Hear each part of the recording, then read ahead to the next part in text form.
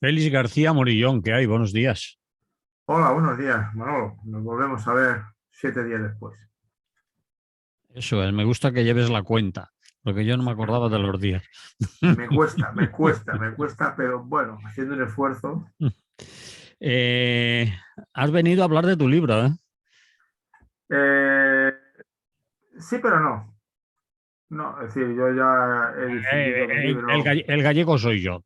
Tú eres de Madrid y has venido a hablar de tu libro.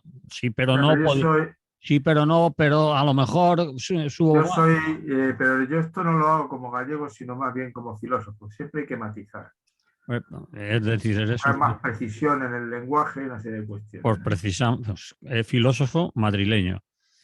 Ya, Vale. vale, sí, yo soy madrileño, claro.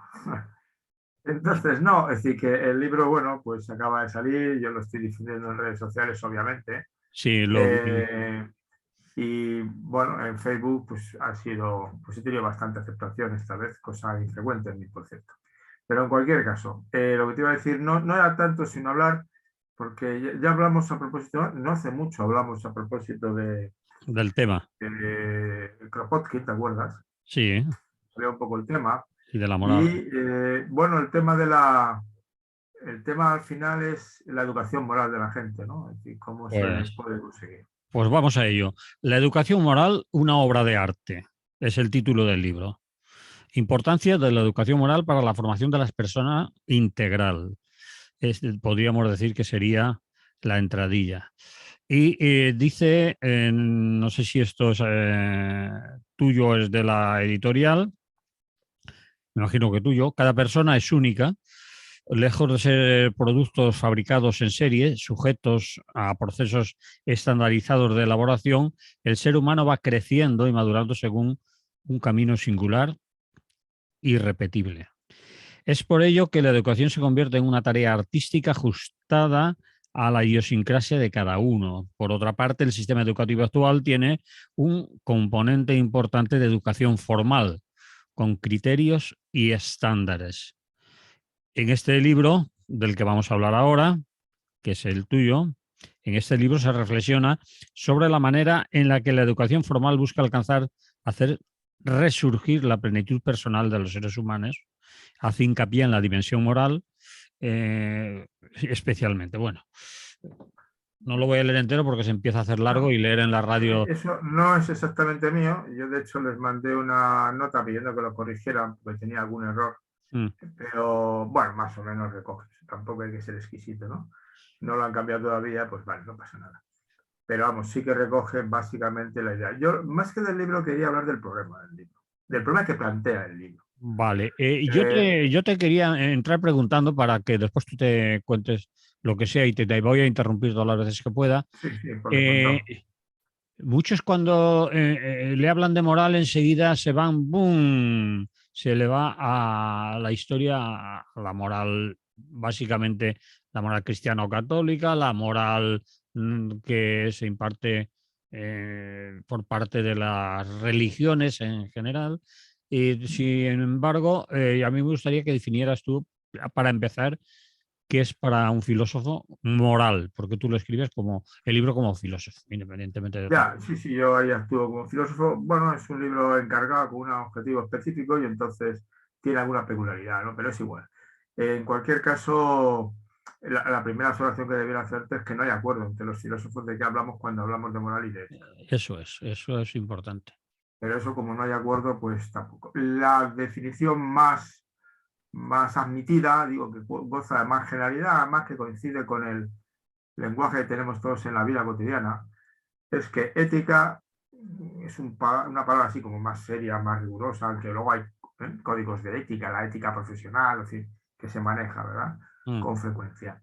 La ética viene a ser el momento en que uno reflexiona, no solamente sobre lo que es bueno y lo que es malo, o lo tiene en cuenta, sino que intenta argumentar por qué. Intenta fundamentar por qué esos principios son los que hay que mantener y no otros, ¿no? sí, ¿Por qué hay principios morales? ¿Por qué si esos principios son prescriptivos, o sea, que te obligan, que te generan la sensación de deber, ¿no? De cumplimiento del deber, como aquello, me gustaría no haber estado aquí, pero pero me ha tocado, no puedo salir corriendo, tengo que dar la cara, esas historias, ¿no? Sí. Es una conciencia que yo creo que en general la tenemos todas las personas, ¿no? Es decir, hay momentos que te sientes obligado a hacer algo. Lo haces al final porque quieres, pero no porque te guste. Creo que todos, tú mismo supongo que tendrás, yo tengo más de una experiencia de ese estilo, ¿no? Que te ves obligado en un momento determinado a hacer cosas. Y dices tú, pues, no me apetece nada, pero bueno, hay que hacerlo. Sí. Desde tonterías como podría ser, yo qué sé, recoger la mesa y hacer la comida. Viene la gente a comer y lo tienes que hacer. Más bien recoger la mesa, sí. Bueno, lo que te Ojalá. toque a cada cual, me explico, Sí. tampoco voy a enterarme de eso. Yo más bien soy de los que hace la comida, pero en cualquier caso. Que lo vives un día, no tengo ni pizca de ganas, ¿no? Y si a veces incluso buscas un truco y coges un plato precocinado, haces una pequeña cosa de la cocina del impostor y les haces creer que lo has cocinado, ¿no? Pero bueno, pero te sientes obligado, y te sientes obligado muchas veces, ¿no? O alguien te dice que vamos al cine y no te apetece, pero bueno, está la amistad, está una serie de cosas y después voy. ¿eh? Me aburriré más o menos, lo llevaré con dignidad, pero voy. Voy porque me siento obligado, ¿no? Esas historias. Eso es entonces, la ética es cuando reflexionas sobre eso. ¿Por qué? ¿Por qué? ¿Por qué mentir está mal?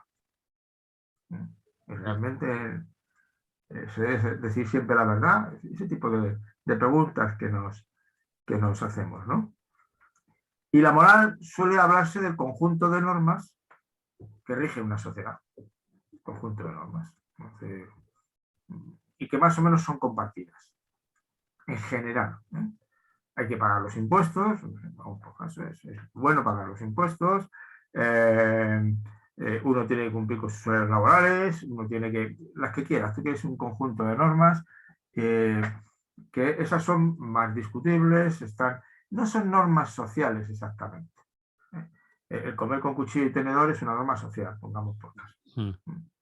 Pero ya vienen otras normas que tienen un contenido así como más fuerte, ¿no? Es decir, bueno, la norma es que si yo veo a alguien, el incidente que ocurrió el otro día en París, ¿te acuerdas? De aquel Sí, el fotógrafo que murió en la calle, ¿no? fotógrafo que se murió en la calle, sí. Los psicólogos te lo explican rápidamente, es decir, cuando pasa mucha gente y nadie se mueve, nadie se mueve.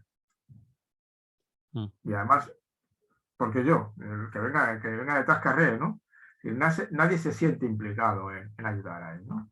Eso te dicen los psicólogos, pero el problema es, ¿tengo deber de ayudar a esta persona? ¿Debo pararme? Yo creo que eso es una norma moral. Y la gente podría mirar a otro lado de alguna manera, ¿no? Pero al final tú crees que eso te obliga, y te obliga, no hay, así como en un accidente de tráfico, si tú no auxilias al herido, sobre todo si eres tú el responsable, has cometido un delito. Sí. Un delito, y tú verás. Si no atiendes a un vagabundo, nadie te dirá que has cometido un delito. No es un delito, tú puedes irte y se acaba la historia, no tengo obligación de ayudarlo, ¿no? Pero ahí de pronto dices tú, bueno, siento una obligación, eso sería más bien una obligación de tipo moral. ¿Cuál es? Al prójimo hay que ayudar. Porque sí.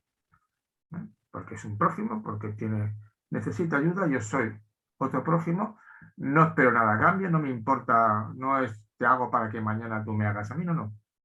Me siento interpelado, me siento obligado. Eso serían las normas, eso son más normas morales, no son normas de tipo... Y las sociedades tienen un conjunto de normas. Ahora estamos viendo cómo están cambiando unas normas prácticamente morales, todo lo relacionado con la igualdad de género, o incluso con la pederastia en estos momentos. El otro día, aparte de lo de los curas, que ya lo comentamos el otro día, y que no tengo ninguna duda al respecto de la maldad que han hecho y que deben ser perseguidos y juzgados, pero salió un informe muy grande del país de que había cantidad que el problema era mucho más, afectaba a mucha más gente. Todos aquellos que trabajan con niños al final. Y son un mogollón, equipos deportivos, colegios no de curas, campamentos de verano, ese tipo de cosas. Sí. Entonces, durante un cierto tiempo, la gente ha considerado, ha mirado para otro lado. desgraciadamente. Sí. Han mirado para otro lado. ¿eh? Y se han callado por motivos muy... Y entonces hoy hay una sensibilidad mayor y dice, no. Esa norma, no, esto no se puede callar. Esto está atentando contra principios morales fundamentales y hay que ir a por ellos. ¿eh? Cambian las normas, ¿no? Es decir, la sensibilidad que había en determinadas cuestiones, pues ahora ha cambiado. Hubo un tiempo que tener esclavos no era ningún problema y de pronto dice la gente, no, esto no, no se puede. Siempre hubo gente durante la esclavitud que consideraba que no debía haber esclavos, pero la norma social los toleraba. ¿eh? Y hoy día no se toleran, hay formas de otro estilo no digo que de esclavitud, pero de trabajo muy malo, ¿no? Esas son las normas. Entonces, eso es la moral y la ética. Es decir, la distinción moral es las normas que rigen, la ética es cuando las fundamentan. Digo, por una distinción básica. Y entonces, el problema al final es en sociedades como las nuestras, que son pluralistas, que son seculares, seculares me refiero a laicas, a confesionales, como quiero decir. Vale. Y los estados prácticamente, bueno, todavía quedan, la mayor parte del estado de nuestro entorno, no sus códigos morales políticos, o sea, los que están establecidos por la ley, de alguna manera las leyes intentan recoger la moral, pues no tienen influencia religiosa. Los católicos puedan ustedes considerar que el aborto está mal, pero ¿qué quiere que le diga? En esta sociedad hay otras gentes que lo consideran bien, y entonces legislamos de la manera, entonces hay más pluralidad. Entonces, al final, en definitiva, el problema serio que se plantea siempre, tú lo has tenido como padre, supongo, y en parte lo tienes como abuelo, ¿no? En estos momentos, como yo. Y yo lo he tenido doblado porque he sido profesor. Y en algunos casos he dado la asignatura literalmente de ética. Entonces, ¿qué le enseño yo a mis alumnos? ¿Qué le enseño? ¿Enseño un conjunto de normas morales? Sean los 10 mandamientos, los que quieran, porque claro, tú has empezado identificando con las religiones. Hombre, las religiones, aparte de ser creencias religiosas, tienen códigos morales. Sí, pues siempre se pone un apellido a determinada moral. Claro, hay una moral que es la católica. Eso es. Hay morales que no son católicas, cristianas Exacto. que no católicas, morales islámicas, y además, en el caso de la católica en concreto, que es muy aficionada a esa cuestión, muy trabajada filosóficamente. Es decir, la moral católica hay detrás una reflexión muy grande filosófica. Y hay un evangelio también que te dice una serie de cosas. Los 10 mandamientos famosos, el código central. Pero hay una argumentación. Pero al final, ¿tú qué tienes que hacer? Por ejemplo, en mi caso, en el tuyo, yo tengo la obligación de transmitir a mis hijos o nietos, hijos sobre todo hijos, los nietos ya se te escapan, ¿no? Mis normas morales. Esa es mi Es obligación. una pregunta que te estás haciendo. Tus normas. Yo me la he hecho y le he respondido, pero te la hago a ti también. Y es la que quería comentar contigo. Es decir, ¿Te estás hablando de normas morales o de tus normas morales? ¿Qué normas morales le transmito? ¿La educación consiste en transmitirle normas morales? ¿Niño eso no se hace? Aquello famoso de ser niño, eso no se hace, eso no se dice, eso no se toca. Sí. Deja ya de joder con la verdad. U otras. ¿O qué tenemos que enseñarles a los niños? ¿Y en la escuela qué tenemos que enseñarles? Porque de alguna manera, es decir, en una escuela, si hiciéramos una escuela en la que todo el claustro, todo el conjunto, el profesorado, la sociedad, fuera una escuela de militancia, de convencimiento anarquista, ¿tendría que enseñar a los niños a ser anarquistas? Pregunto. No espero la respuesta, ¿no? No, bueno, podrías aventurar un poquitín, digo yo. No, déjala en el aire, que se la responda. Claro, yo tampoco te la voy a responder. Bueno, yo sí puedo responder porque puedo contar lo que yo hacía, pero en cualquier caso. Es una pregunta complicada. Sí. ¿No? Una vez que decides cuáles son las normas morales en las que tú crees y que de alguna manera quieres compartir, viene, ¿y cómo lo hago? ¿Cómo lo hago? Y cómo lo hago en las sucesivas etapas en que la gente, un niño va creciendo, desde la infancia hasta la vida adulta, ¿no? Bueno, tú los pierdes cuando son adolescentes, ya empiezan a pasar de ti, y yo creo que empiezan a pasar de ti desde que nacen, pero sí. es mi experiencia personal que desde que nacen, como le decía yo una vez quedando con un nieto, dice, ¿le cuidarás? Y bueno, yo gestionaré su libertad, pero más en principio, más no puedo hacer. En principio, más no puedo hacer que gestionar su libertad. ¿Me explico? Entonces, porque es cierto, los niños, como sabes tú, un poco son astutos desde que nacen. Entonces, manipulan, gestionan, te sobornan. Tengo una nieta que tiene la más pequeña, 12 meses, 15 meses, y que me contaba eso el padre, dice, en cuanto ve que se avecina algo contra ella, sale corriendo y me da un beso y dice, no dice que te quiero, y me da un beso con una sonrisa. Date cuenta, ¿eh? Que las ve venir. Las ve venir y dice, esto huele mal, vamos a entrar. Entonces, pues, juegan. Vengo aquí el caso. ¿Tú qué haces al final, no? En la escuela además, la escuela formal obligatoria, que es un invento del siglo XIX, no existía. Escuela universal y obligatoria, ¿eh? Desde los 5 o 6 hasta los 14, 16, 18. Es el margen que existe, ¿no? Por ahí. Hoy día en España, obligatoria, como sabes, es de 6 a 16. 11 años. Mientras que en la práctica es desde los 3 hasta los 16. Y luego ya mogollón de gente aguanta hasta los 18, hasta los 20 en una escuela formal.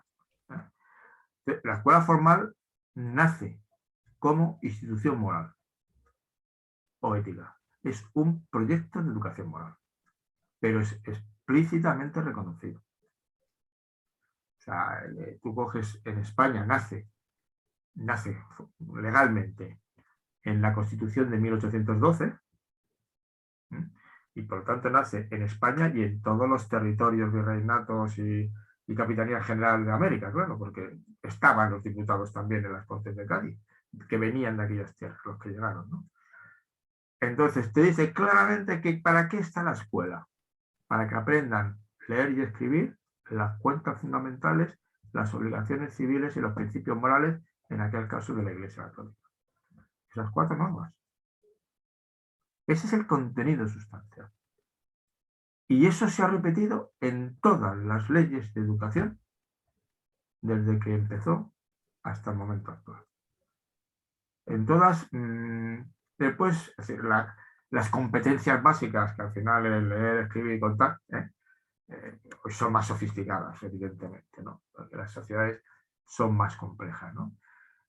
Han estado ahí presentes y han estado siempre las normas morales. Entonces, es una institución intrínsecamente moral. Es uno de los puntos de partida del libro, es intrínsecamente moral. ¿No? Ahora bien, y además es moral en su funcionamiento. Es decir, si la asignatura, la verdad que me importa poco. Aquí lo que está haciendo educación moral es que les obligo a estar 6 horas diarias sentados, que les pongo un sistema de controles, que les pongo un sistema de obediencia a la autoridad pertinente, que es el profesorado, que le impongo un sistema de respeto mutuo, porque las escuelas son sitios más o menos seguros, en que se le da la bala a los niños, niños no te peguen, niños no discutan, esas cosas. Un día y otro día y otro día, ¿no? Les enseñas a dilatar la satisfacción de sus necesidades, toca estudiar, punto, toca callarse. ¿Te acuerdas, no? Y es una máquina. Una máquina 6 horas diarias. Evidentemente, los niños al final están contigo 36 semanas a 30 horas semanales, están por cálculo medio, ¿no? 36 semanas son 3 por 6, 18, unas 1.100 horas, menos que el horario laboral de un trabajador, ¿verdad? Quiere decir que están en mucho más sitio y mucho más tiempo. Los niños están siendo educados moralmente por más. Pero la escuela sí que genera es una máquina de formar. Como tú sabes, claro, y esa máquina de formar de alguna manera tenía 2 opciones tradicionalmente, desde siempre, no es un invento reciente. Hay uno que es, Foucault lo decía con una dureza contundente, ¿no? Es una máquina, es el panóptico, una máquina de disciplinamiento, disciplinar los cuerpos y las mentes. A un chaval de 7 años, obligarle a estar sentado 6 horas diarias sin moverse demasiado. No se lo hacen a los de primero de primaria directamente, pues, pero en tercero de primaria ya han asumido en general que la escuela es un castaño, que hay que estar callados y sentados. Y bueno, menos mal que tenemos el recreo, la salida y alguna clase que por ahí que puede estar bien, ¿no? No solamente la educación física, sino que el fulanito que va a la historia, la clase de historia del fulanito es buenísima, ¿verdad? Entonces Foucault lo llamaba el disciplinamiento de los cuerpos. Punto. Disciplinamiento puro y duro. Ahí sale usted troquelado. Yo en un libro lo llamé el troquel de las conciencias. Sí. Le vamos a dejar colocadito. Y eso ha sido, y no es malintencionado. Es decir, usted pertenece a la sociedad española, en la sociedad española rigen estas normas, usted me va a salir con estas normas aquí. Y además usted va a ser futuro un miembro productivo de la sociedad, ¿no? Por tanto, va a salir con la formación para aguantar un trabajo estable, permanente, ¿no? Va a saber usted leyendo, hará destrezas más potentes. La máquina está así. Y es intencionado. Y no es mal decir, no es ni mal ni mal. Si usted está aquí en España, pues aquí, es que aquí las normas son estas. Y las normas es más vida en la calle, los horarios comiendo no sé qué, pues todas las normas, ¿no? De sociabilidad, que al final te permite distinguir un país de otro, una cultura, etcétera, ¿no? Y entonces, en ese sentido, es una máquina que se podría interpretar de adoctrinar. Y en ese sentido, oiga, si tenemos una escuela anarquista, es que de aquí van a salir anarquistas. Hay cierta contradicción, oxímoron se llama en el planteamiento. Sí, ¿no? sí. Te voy a obligar a ser anarquista. Un momento. Pero el Dios, que te va a anarquismo, obligar a ser ateo. ¿el anarquismo ha pretendido eso en algún momento? Es decir, las Sí, experiencias claro. de escuelas libertarias que ha habido, por ejemplo, Yo creo que el sí. Guardia y todo eso, ¿salían Yo anarquistas creo que sí. Ha o habido, estudiaban en libertad? es discutible el asunto, pero yo sí que creo que ha habido en algunos casos en que la intencionalidad era clara, es decir, de sacar alumnos que fueran proanarquistas, ateos, solidarios, un conjunto de cuestiones. Sí, había un programa. Un programa. Entonces, complicado. Y de todas maneras sabías aprendiendo que el capitalismo, supongo yo, ¿no? El capitalismo era malo, que el apoyo mutuo es la norma básica de comportamiento de los seres humanos, que la competencia, no sé, usted las aprendes, te miras aprendiendo, ¿no? No te puedo decir claramente, en este momento las escuelas tienen los códigos que tenemos en este momento, el conjunto de valores, pues básicamente son los elementales de las sociedades democráticas. Ciudadanos responsables, solidarios, capaces de pensar por sí mismos. Eso te lo dicen las leyes, las escriba el PP, el PSOE o San Pito Pato, me explico. Es lo que te dice. De paso también te dirán que el anarquismo es muy malo y que los No, anarquistas eso son... ya pertenece al detalle, eso no está en la programación. Hay No, una programación de hable usted de economía. explícitamente no, pero... Bueno, pero no, o sea, a mí nunca me han obligado. A mí me han dicho los temas, yo en eso hay cierto, es decir, detrás yo puedo buscar un libro de texto en el que las cosas se expongan de una manera u otra, ¿no? O yo puedo dar el contenido ya de una manera u otra, ¿no? Y quiero decirte que no, eso yo creo que, entre otras cosas, porque no hay, salvo que empieces a tocar las narices y alguna vez te metas en alguna cosa un poco así seria, ¿no?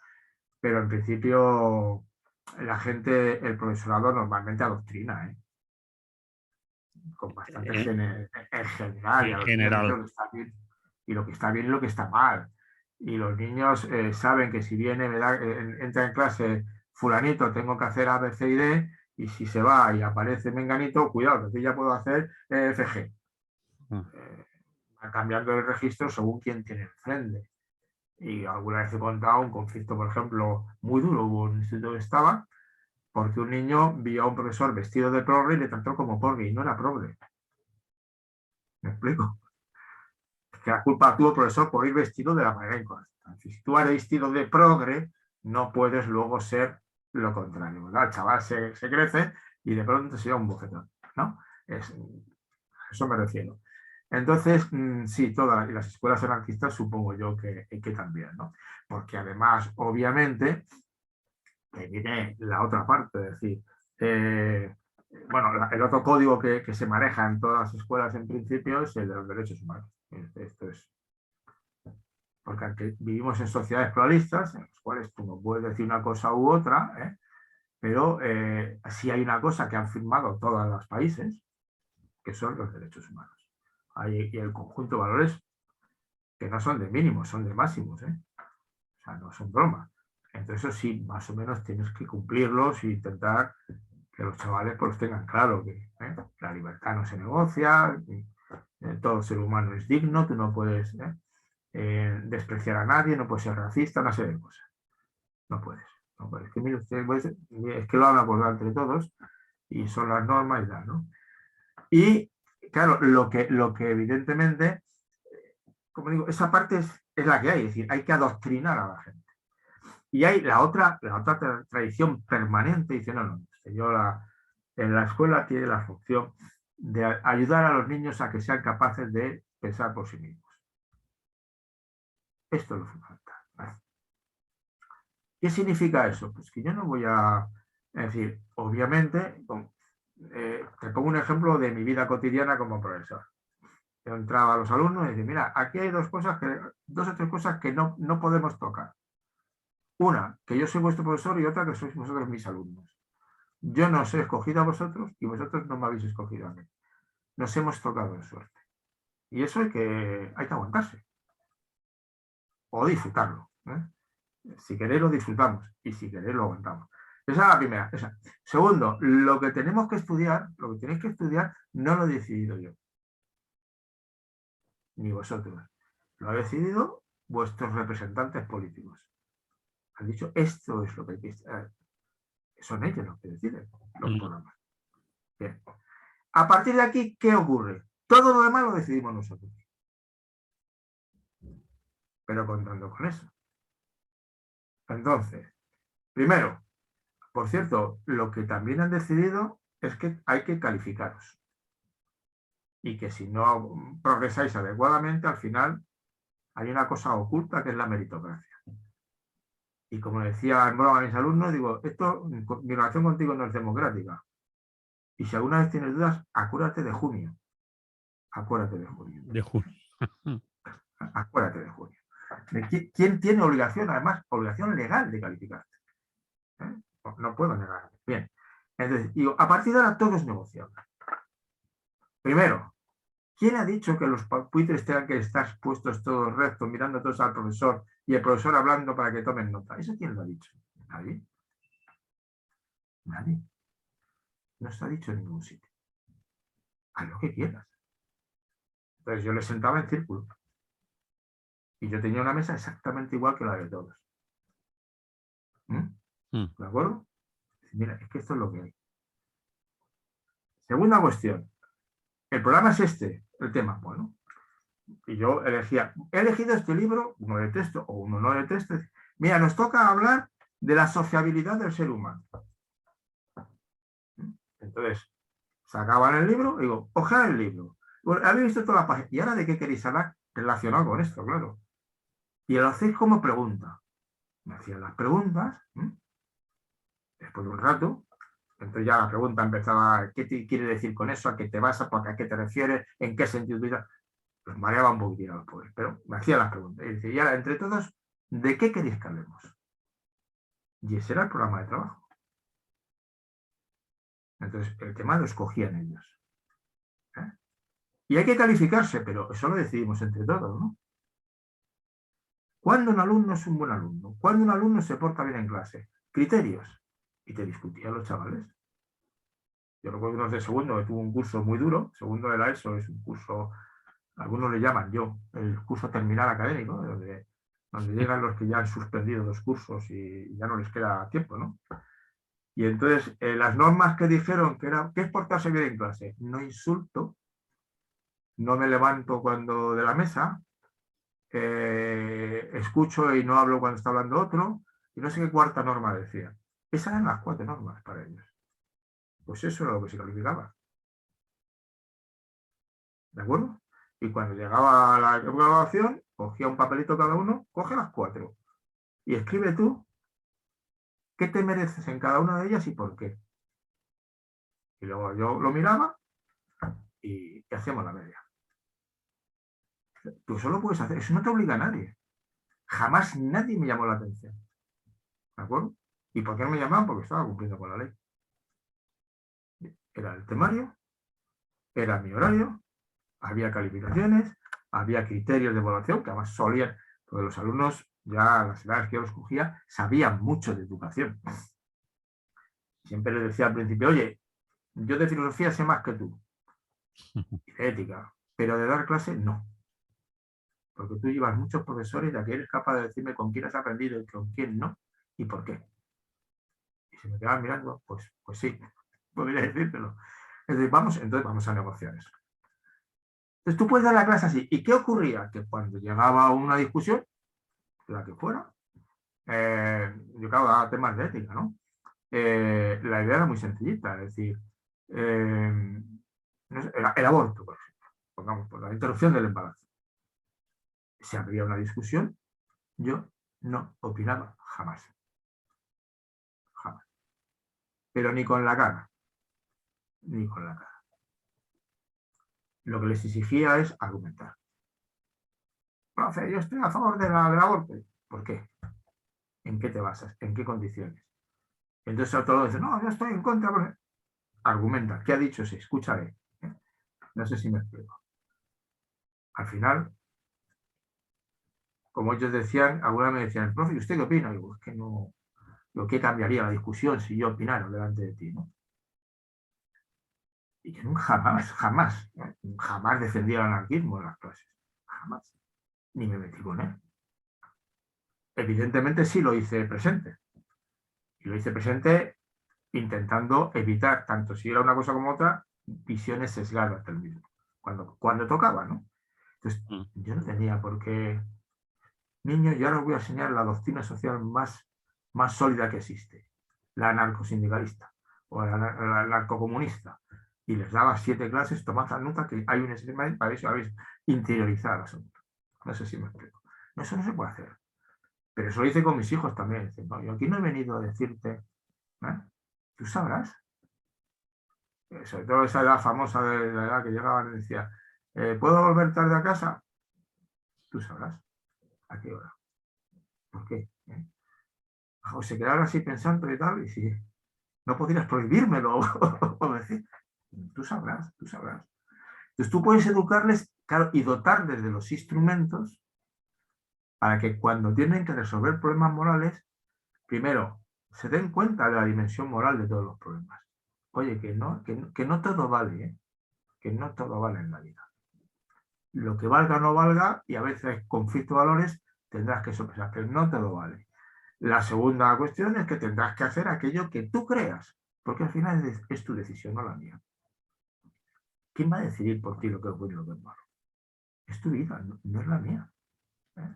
Y tarde o temprano, no, tarde no, si ya lo estás haciendo, además, por otra parte. Porque tú me haces caso cuando salgas las narices, o sea, tampoco... Entonces, yo sí que creo que ese es el tema fundamental. Y en ese sentido, el entender el título del libro como una obra de arte. ¿Qué es la obra de arte? Usted, una clase de educación moral es totalmente distinta si se la doy a los de segundo a las 8 de la mañana que si se la doy a los de tercero C a las 10 de la mañana. Porque son distintos. Porque son distintos. Unos son más listos, más tontos, más palpatables, lo que tú quieras. Unos tienen preocupaciones de una línea, otros de otra, y entonces tú configuras con sus competencias, intentas que mejoren las condiciones, las capacidades cognitivas para resolver problemas morales, la sensibilidad moral, el darse cuenta. Darse cuenta. ¿Eh? Eso no era ninguna broma, pero ¿te has fijado? ¿Te has fijado? No. Es decir, en el problema, es decir, porque a veces que ni los veía como los adultos. ¿Eh? Y luego, obviamente, el llamarle la atención, dice, tú tienes que decidir. Decide tú. Había un ejemplo una tontería que duraba 2 minutos el asunto. Cuando un alumno decía, profesor, ¿puedo ir al servicio? Yo me quedaba mirando y digo, pues la verdad es que no lo sé. No tengo ni idea. Pero profesor, a ver, tú piensas, ¿por qué razón podría haber para ir al servicio? Bueno, porque tenga necesidad. ¿Y quién decide que tú tienes necesidad? ¿Tú o yo? ¿Cómo averiguo yo que tú tienes necesidad?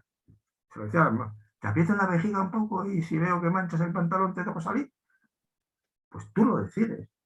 El primer día se me quedaba mirando y se sentaba. Dice, ¿este de qué va? Se sentaba. A las 2 o 3 semanas, de pronto un alumno levanta la mano y dice, profesor, voy a salir un momento. Salía, hacía, y asunto resuelto. No sé si me explico. Entonces, yo entiendo lo que hace Moral así. Hombre, y luego, obviamente, yo recuerdo una vez una discusión con un alumno sobre, salió el tema, no sé por qué, de la caza de los indios en el Amazonas. Y si eran inferiores o superiores y tal.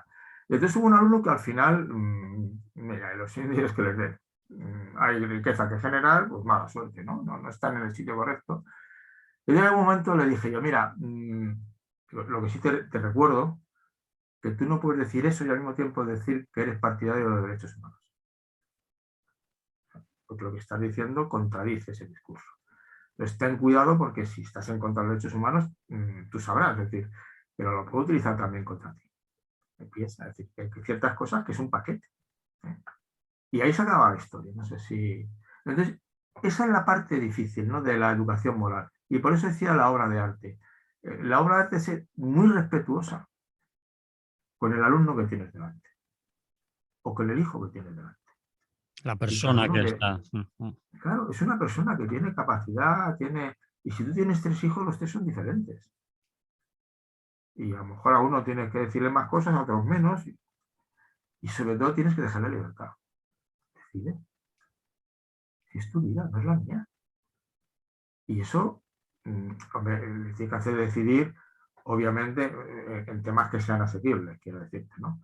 Y en algunas cosas, pues, si yo veo a mi hijo que está trepando por la barandilla del balcón, que está en un tercer piso, pues no voy a negociar con él sobre las barandillas, los balcones o el sujeto. En todo caso, luego negocio con él, pero primero lo sujeto. Eso es evidente. Y luego, recuerdo cuando decía a mis hijos no querían comer y le decía, oye, es que no me gusta, porque no me gusta. Digo, es que el gusto no, lo importante es comer y tal. Luego, cuando tuve la COVID, que fue la del gusto, entendí que sí, que tenían razón mis hijos, que sin gusto no hay Dios que coma, ¿no? Pero, y creo que entonces, ¿las escuelas qué significaría? Fíjate lo que decía, las escuelas, lo que debe procurar un anarquista es articular que todo el reglamento de funcionamiento de una escuela sea de tipo autogestionario. Pero que eso, por otra parte, lo dice la ley. Lo dice la ley. O sea, que no estaría en contra de la ley. La ley pide que participen los alumnos. La ley pide que participen las familias. No te ha dicho hasta dónde, no te da la receta. Entonces, esto que te estoy diciendo yo del alumnado, oiga, el temario es este. Como no lo puedo dar entero nadie, pues técnicamente imposible, vamos a elegir. ¿Y quién lo elige? Tú, el alumno. ¿Por qué? Porque aprenderás más si trabajamos sobre lo que a ti te interesa. No sobre lo que yo quiero que a ti te interese. Entonces, yo sí, ¿puede haber una escuela anarquista? Sí, pero la escuela anarquista no es la que de alguna manera hace un discurso sobre y viva el anarquismo es el bien, no sé qué, no sé cuántos, y cuando, pero es que asesinaban, claro, no les quedaba más remedio, te montas un montaje de justificando lo que quieras, ¿no? No, el anarquismo en todo caso sería, si tendrás que dejar o potenciar y posibilitar que tu alumnado participe en condiciones no exactamente simétricas porque tú eres un adulto. Y como me dijo una vez una alumna que puse a discutir con ella, aquel día no sé por qué tenía ganas de ganarla en la discusión. Y entonces ya estaba un poco curtida y me miró y me dijo, mire, profesor, no siga porque usted razona mejor que yo y me va a ganar.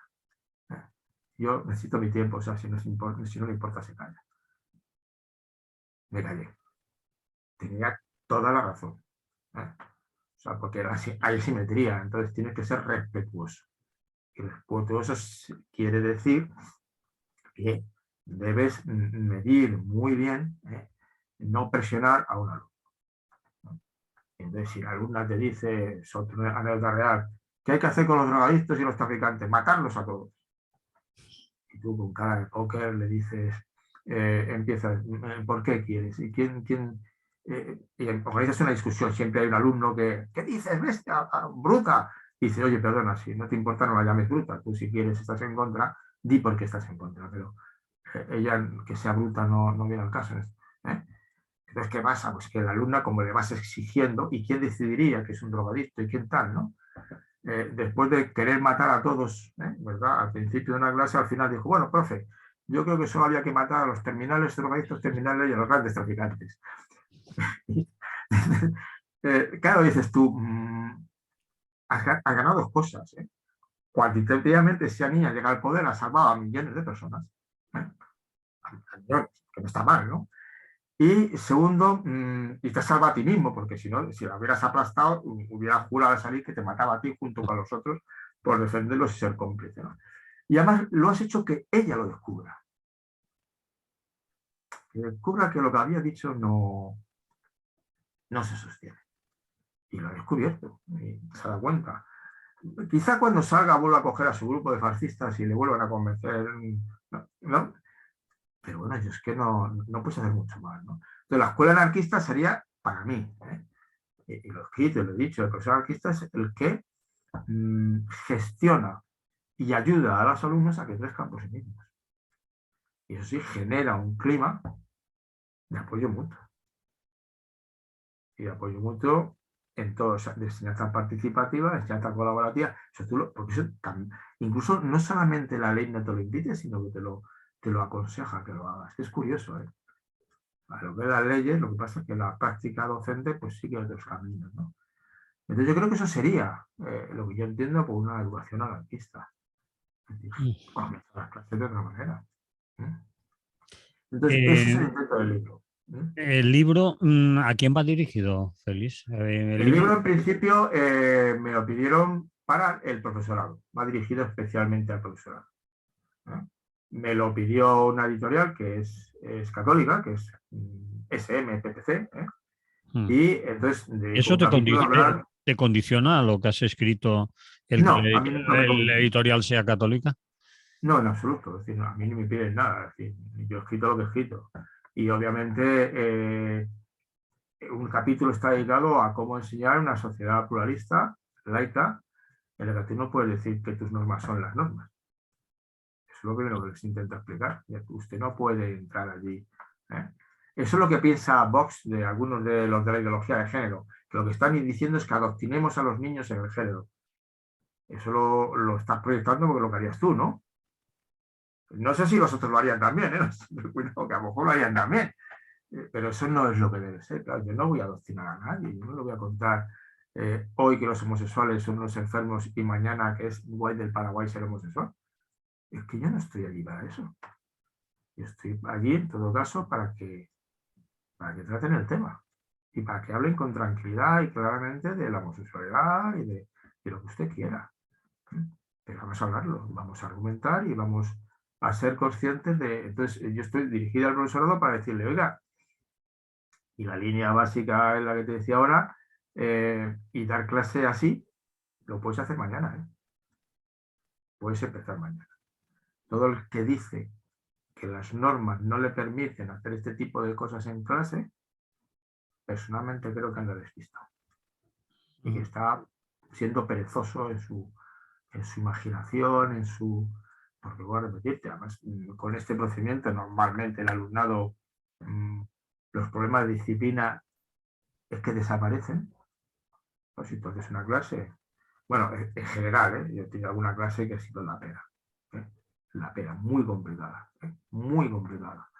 Pero en general disminuyen los conflictos, disminuyen los problemas, el nivel de rendimiento creo que mejora, y tengo datos para decir lo que digo, y entonces va bien. Entonces yo creo que no, igualmente, a mí si me lo pide una revista anarquista tampoco me condiciona, yo digo lo que digo.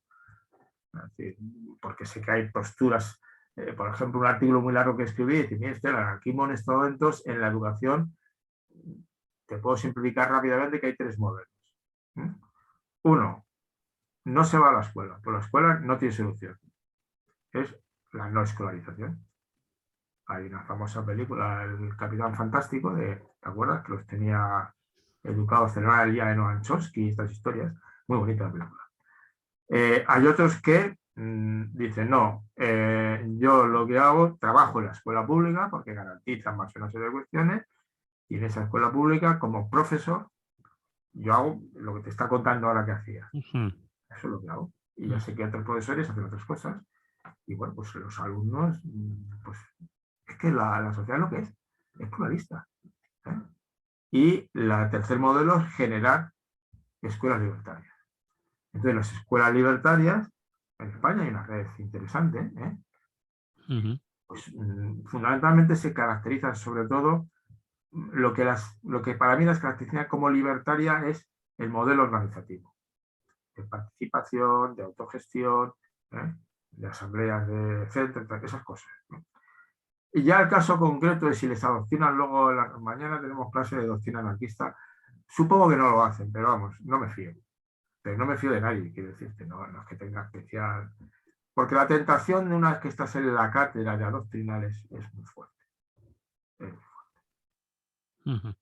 ¿El libro lo puede leer cualquiera? ¿Le sirve o es simplemente para...? Bueno, lo que te está Simplemente intentando... no, es dirigido básicamente a profesores. Es Ya, decir, el blanco fundamental es profesorado, pero lo que te he dicho yo ahora, lo que está contando ahora, yo creo que se aplica también a la madre, padre de familia o sin apuras, a un funcionamiento de una organización. Es decir, es un tema interesante, ¿no? Es decir, ¿cómo mejoramos la calidad ética de los militantes de la CGT? joder. ¿Cómo mejoramos? En Radio Clara tenéis un código deontológico. ¿Qué va? Aquí no tenemos código. ¿Os habéis sentado alguna vez a discutir las normas de convivencia, la resolución de conflictos? ¿Tenéis un marco más o menos que habéis por sentado?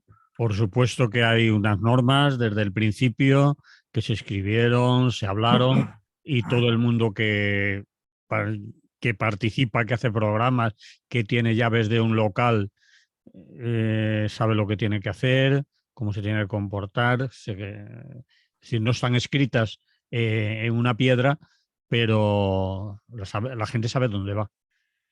Es decir, que Claro, sabe dónde está, sabe lo que hay y sabe... Es decir, supongo que dentro de lo que hay, pues obedecen a unos principios fundamentales de tipo anarquista o no, sindicalista o no.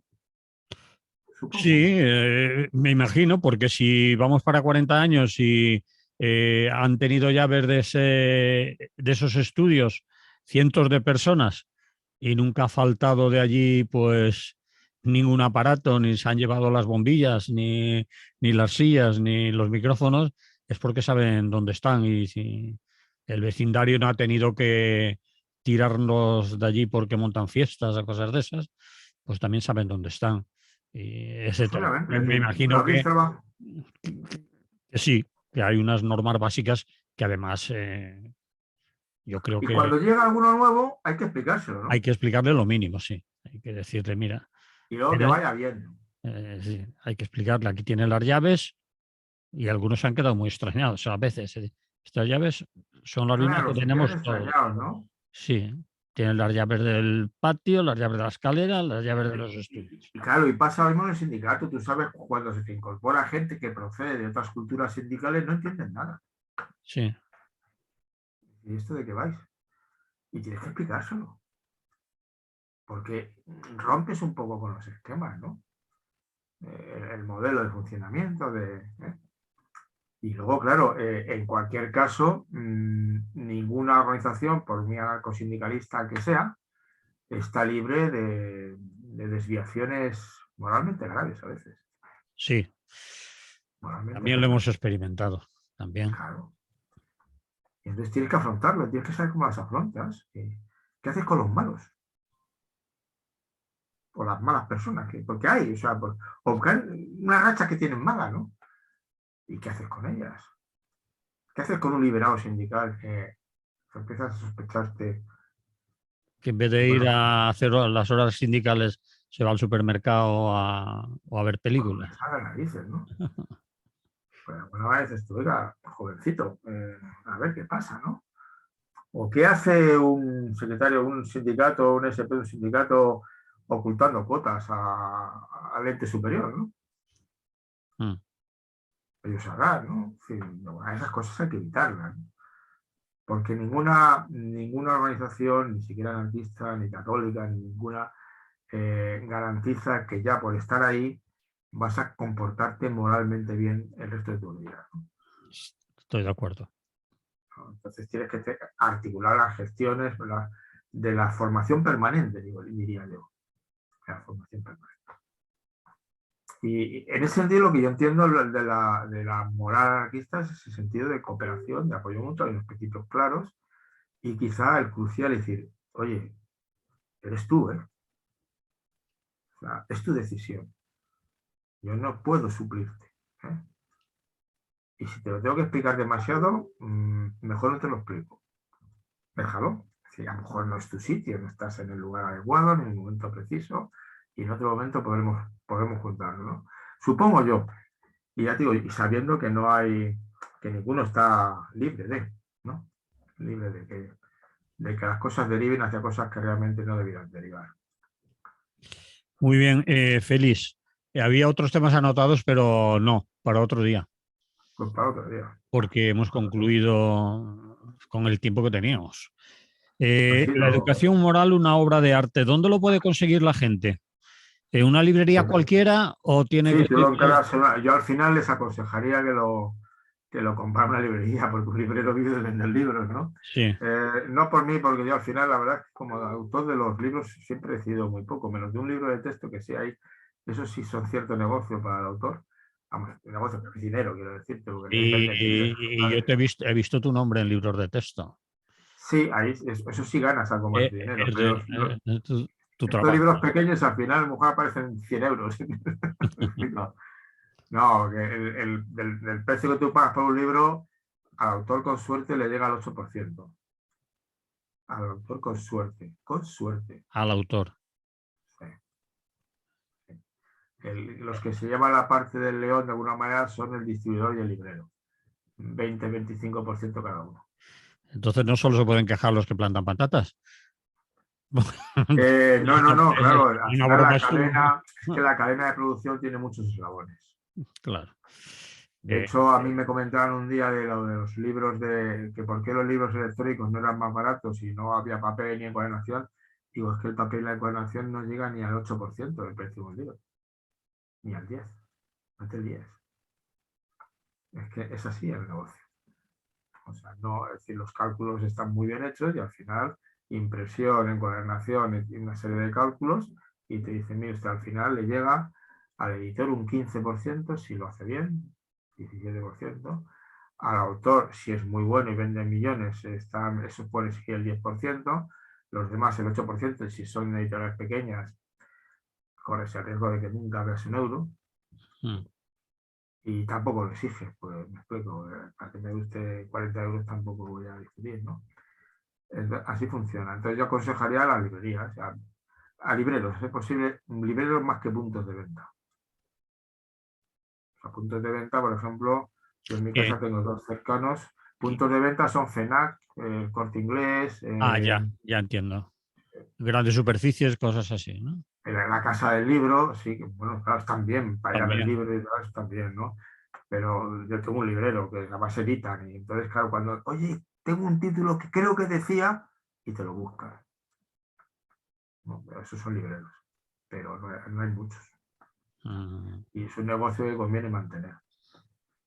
Bien, ahí queda. La educación Bueno, moral, una obra de arte de Félix García Morillón. Al final hemos hablado del libro, pero ha estado interesante. Otro día hablaremos de los otros temas que me has propuesto. Y ahí sí vale. que me tendré que meter algo contigo, porque si no. Pues no, porque estás prejuzgando lo que voy a decir. Pero Yo no digo, anuncies, no anuncio ni el tema. no digo nada, pero estás Yo prejuzgando. lo suelo decir para molestar al personal, si no. Bueno, haces bien, porque si no provocas tampoco. Si no metes el dedo en el ojo, la gente no reacciona. Eso es cierto. Muy bien, Félix. Pues nada, que tengáis un buen día. Igualmente, la semana que viene, si no pasa nada, nos vamos a oír, ¿de acuerdo? Queremos que lo que pase es que se acabe la sequía y empiece a llover algún día. ¡Uah! Buah. Ahora va a ser el tema para mucho tiempo, pero se veía venir. Lo que he echado de menos, fíjate, en un minuto solo, a ver si lo podemos decir entre los dos.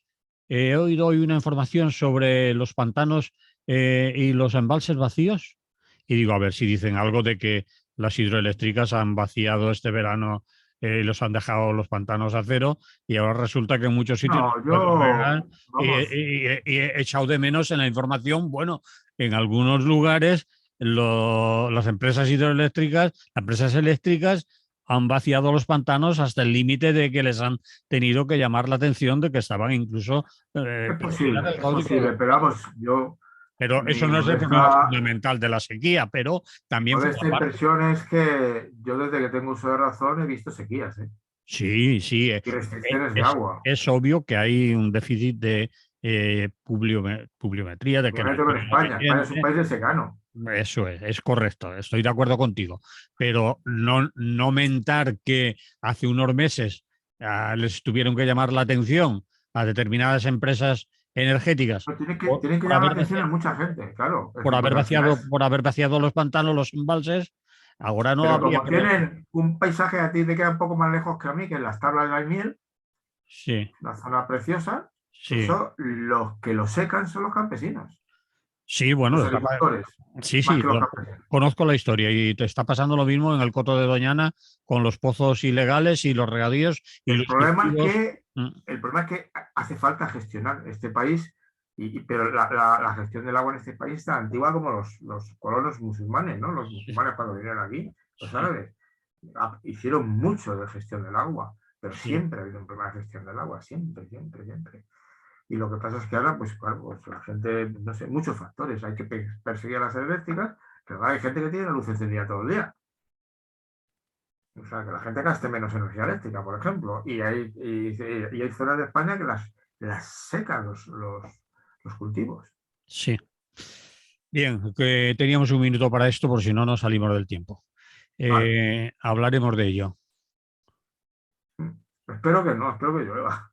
Ah, bueno, también, o que llueva. No, hombre, nos toca la primavera, que la primavera es la etapa en la que llueve. En Bueno, invierno llueve poco en España, por lo bueno, menos en sí. Madrid.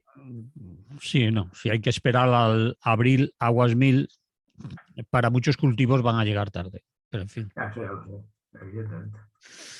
Feliz, hasta Muy la bien, próxima. Que vaya pues bien. nada, lo mismo os digo, que tengáis un buen día. Igualmente. Bueno, de la radio nos hemos ido y de aquí del vídeo nos vamos también, Vale, porque tenemos cosas que hacer. pues nada, sea usted bueno, criatura. Estoy en ello, con Igualmente. dificultades. Ya llevas una temporada en ello, no sé si progresas adecuadamente o no, pero Pues, ya, en mi condición de creyente, yo confío en la misericordia divina, porque no lo veo nada claro. Mi aportación no la veo nada clara.